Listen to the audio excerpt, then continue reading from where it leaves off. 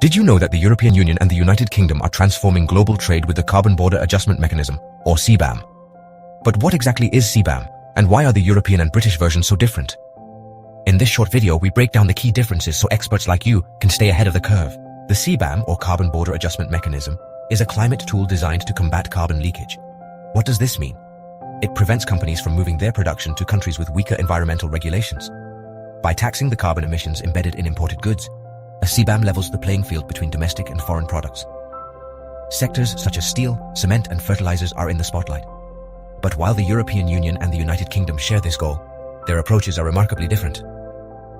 First, let's talk about the EU CBAM, operational in its full phase since January 2026.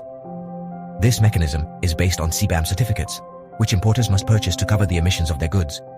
These certificates are linked to the price of the European Union Emissions Trading System, or EU ETS, and are adjusted according to free allowances or carbon prices paid in the country of origin.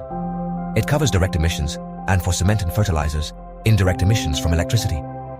However, its administration is complex, with annual reports and an additional system to the EU ETS.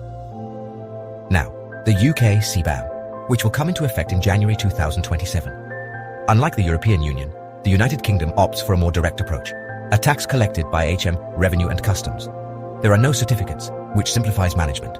It covers direct emissions, and unlike the European Union, includes indirect emissions for all sectors, not just some.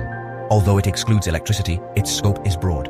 In 2027, reports will be annual, but they could become quarterly from 2028, increasing the frequency of obligations. In summary, the EU CBAM is more complex, with certificates and a focus on electricity, while the UK CBAM is simpler, with a tax and greater coverage of indirect emissions. But they are not alone.